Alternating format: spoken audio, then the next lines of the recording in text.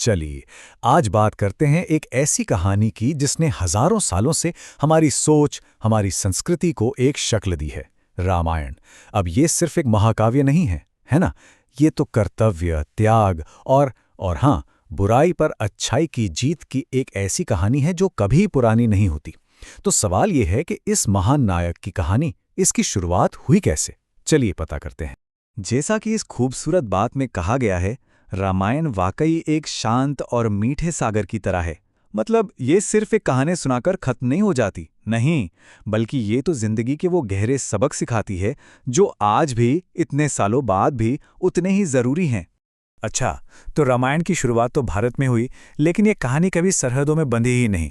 अब हम देखेंगे कि कैसे इसने दुनिया भर में लोगों के दिलों में अपनी जगह बनाई। रामायण की सबसे बड़ी ताकत पता है क्या है?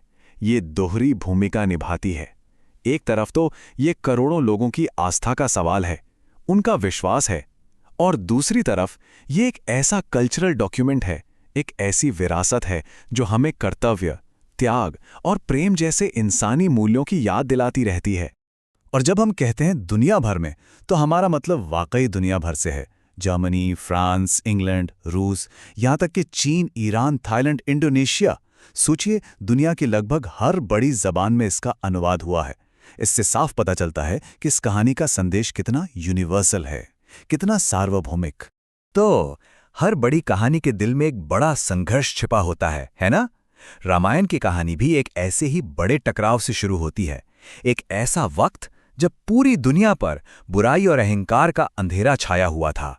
एक ऐसा दौर था जब बुराई ने एक राजा का रूप ले लिया था। एक ऐसा राजा जो अपनी ताकत के नशे में इतना चूर था कि उसे लगता था पूरी धरती उसके पैरों के नीचे है। उसका घमंड, उसका अहंकार तीनों लोगों पर भारी पड़ रहा था। अब देखिए, इस राजा रावण की ताकत तो बेहिसाब थी। उसे देवताओं से वरदान मिला था कि कोई भी देवता या दानव उसे मार नहीं सकता। वो अजेय हो गया था। इसी घमंड में उसने स्वर्ग, पृथ्वी, पाताल हर जगह आतंक फैला दिया। लेकिन यहीं उसने एक बहुत बड़ी गलती कर दी। अपने अभिमान में उसने इंसानों और वानरों को इतना छोटा, इतना तुच्छ समझा कि उनसे सुरक्षा मांगना भी जरूरी नहीं समझा। और यही एक छोटी सी चूक उसकी हार का सबसे बड़ा कारण बनी। सोचिए, उस अत्याचारी राजा के पापों का बोझ इतना बढ़ गया कि धरती कराह उठी। जब जुल्म हद से गुजर गया तो धरती, साधु संत और देवता सबने मिलकर सृष्टि के पालक भगवान विष्णु से प्रार्थना की, गुहार लगाई कि अब आप ही आइए और धर्म को, दुनिया के संतुलन को फिर से बचाइए। और जब चारों तरफ ऐसा घना अंधेरा था, तब एक उम्मीद की किरण जगी, एक भविष्यवाणी के रूप में। तो अब हमारी कहानी समस्या से निकलकर समाधान की तरफ बढ़ रही है। एक सवाल है, जब जुल्म अपनी सारी हदें पार कर जाए और कोई रास्ता ना दिखे, तो उम्मीद कहाँ से आती है? कहाँ से मिलती है वो आशा? खैर, ऐसे ही मुश्किल वक्त में एक नायक की भविष्यवाणी होती है। और यहीं पर अवतार का कॉन्सेप्ट बहुत अहम हो जाता है। अवतार मतलब जब कोई दिव्य शक्ति, कोई डिवाइन पावर धर्म की स्थापना के लिए, दुनिया का संतुलन ठीक करने के लिए इंसान के रूप में धरती पर जन्म लेती है। तो भगवान विष्णु ने वादा किया। उन्होंने कहा कि वो उसी इंसान के रूप में जन्म लेंगे जिसे रावण ने इतना छोटा, इतना मामूली समझा था। ये एक डिवाइन प्लान था, ये दिखाने के लिए कि बड़े से बड़े अहंकार का अंत विनम्रता ही करती है। तो अब ये जो महान दिव्य योजना थी, ये आसमान से उतरकर जमीन पर आती है। और ये जुड़ती है एक राजा की बहुत ही निजी कहानी से। एक ऐसा राजा जिसके दुख में ही दुनिया का समाधान छुपा हुआ था। अयोध्या में महान सूर्यवंश के एक बहुत ही नेक राजा थे, दशरथ। सब कुछ था उनके पास, मान, सम्मान, राजपाट, लेकिन एक बहुत गहरा दुख था उनके मन में। उनकी कोई संतान नहीं थी, कोई वारिस नहीं था जो उनके वंश को आगे बढ़ाए। तो राजा दशरथ ने अपनी इस एक इच्छा को पूरा करने के लिए क्या कुछ नहीं किया।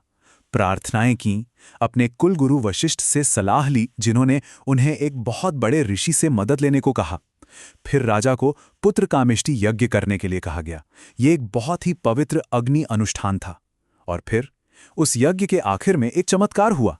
यज्ञ की आग से एक दिव्य पुरुष प्रकट हुए, जिनके हाथों में पवित्र खीर का एक पात्र था। और बस यहीं से कहानी उस मोड़ पर आ जाती है जहां वो भविष्यवाणी सच होती है। हमारे नायक और उसके भाइयों का जन्म होता है। राजा दशरथ ने वो दिव्य खीर अपनी तीनों रानियों कौशल्या, कैकेयी और सुमित्रा में बांट दी और फिर अयोध्या के महल में खुशियां आईं। महारानी कौशल्या ने राम को जन्म दिया, जो विष्णु का मुख्य अवतार थे। रानी कैकेयी ने भरत को और रानी सुमित्रा ने लक्ष्मण और शत्रुघ्न को जन्म दिया। तो इस तरह भगवान विष्णु के अंश 4 राजकुमारों के रूप में धरती पर आए। और इन चारों भाइयों में प्यार इतना गहरा था कि वो अटूट था। खास तौर पर राम और लक्ष्मण और भरत और शत्रुघ्न की जोड़ी के लिए तो कहा जाता था, एक प्राण दो शरीर। वो एक दूसरे की परछाई की तरह रहते थे, हमेशा साथ। सबसे बड़े राजकुमार का नाम रखा गया राम, और इस नाम का मतलब ही है वो जो सबको आनंद दे। ये नाम मानो उनकी किस्मत बता रहा था कि वो पूरी दुनिया के लिए खुशी और सुकून का जरिया बनने वाले हैं। अब इस पूरे महाकाव्य में शुरू से लेकर आखिर तक एक विश्वास है जो बार बार गूंजता है, एक ऐसा सच जो इसकी नींव है, सत्यमेव जयते। यानी सत्य की ही जीत होती है। रामायण की पूरी नैतिक शिक्षा इसी एक लाइन पे टिकी है। ये कहानी हमें यही सिखाती है कि बुराई चाहे कितनी भी ताकतवर क्यों न दिखे, अंत में जीत हमेशा सच्चाई के रास्ते पर चलने वालों की ही होती है। और यहीं पर एक बड़ा सवाल खड़ा होता है ना, कि आखिर एक कहानी में ऐसी क्या ताकत होती है जो हजारों साल गुजर जाने के बाद भी पूरी इंसानियत को रास्ता दिखाती रहती है।